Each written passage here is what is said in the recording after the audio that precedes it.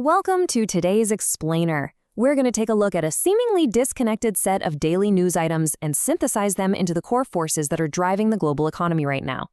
Today's material, it's honestly an absolute masterclass in how entirely different corners of the world directly impact one another.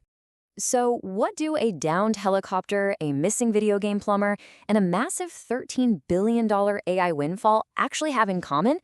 Well, let's dive right into this and explore how these highly contrasting global ripples all share the exact same stage in today's interconnected market. On the surface, sure, military action, semiconductor chips, and consumer video games seem totally worlds apart. But as we unpack the source material today, you're going to see exactly how each of these events acts as a unique, powerful pressure point on global investors' sentiment. All right, starting off on the risk spectrum, we're looking at the geopolitical strain in Hormuz and how markets react to Middle East conflict. These are the high-stakes events that just hit the wire overnight and, frankly, demand immediate attention. Reporting strictly on the mechanics of the event here, U.S. forces struck targets in the region following the downing of a U.S. helicopter. And crucially, this occurred right near the Strait of Hormuz, which is literally one of the most critical global arteries for energy transportation. So, when an incident of this magnitude happens in such a vital geographic choke point, wow, the ripples are felt immediately across commodities and global risk models. So, the really crucial point here is that beyond the immediate military action, this event has a much broader market implication. It is actively testing already fragile peace talks. We aren't just looking at isolated tactical strikes. We are looking at real, tangible diplomatic strain. For anyone trying to gauge market stability right now, the resilience of these peace negotiations in the face of sudden military incidents, well, that's the true metric to watch. Okay, shifting gears from geopolitical macro risks, we're diving into high-reward tech micro events with the unstoppable AI chip boom. This is exactly where big data translates into bigger revenues. I just want you to absorb this number for a second. 30%.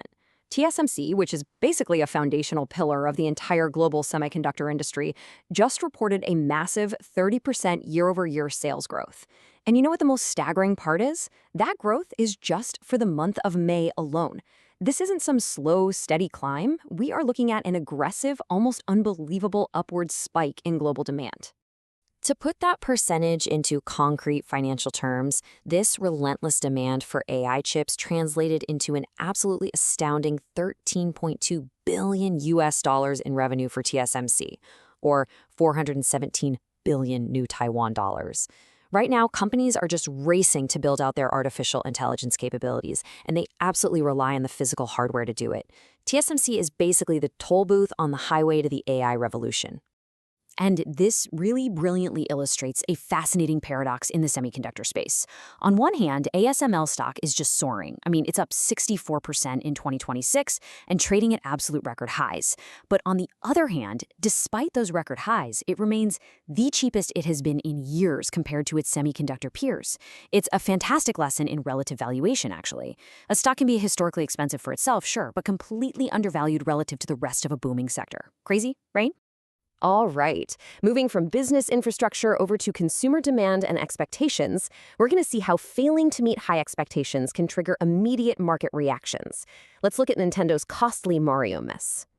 Consumer markets are notoriously unforgiving, aren't they? Nintendo just experienced its sharpest stock drop in a month following a lengthy 50-minute product showcase. Now, 50 minutes? That is a massive amount of prime real estate to capture an audience's attention. But instead of hyping up the base, it just left investors wanting more, and that triggered an immediate sell-off.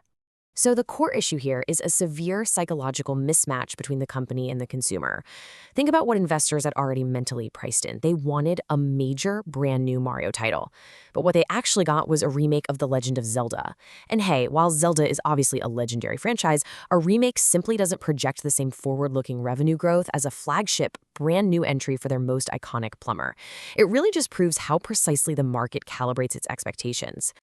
Finally, let's pull back to the systemic macro level and look at the macroeconomic policy picture. This is today's crucial economic calendar and what's actually going to drive the North American trading day. Let's see how all of this builds anticipation for today, with some critical U.S. inflation data and Canadian rate announcements poised to really shake up the markets. Looking at the schedule for June 10th, At 15:30 GMT plus 3, we get the absolute trifecta of US inflation.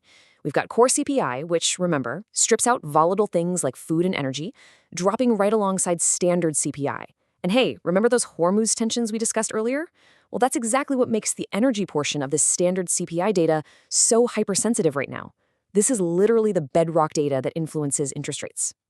Then, just an hour and 15 minutes later, at 16:45, the Bank of Canada drops its rate statement and overnight rate decisions. Seriously, everything we've talked about today, from tech growth to consumer spending, is going to be heavily filtered through whatever numbers print on this schedule. So I want to leave you with this final thought.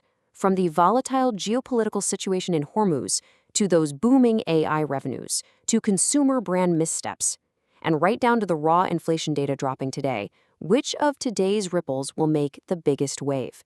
As you watch the numbers roll in today, I want you to ask yourself, which of these deeply interconnected events will ultimately dominate the global economy?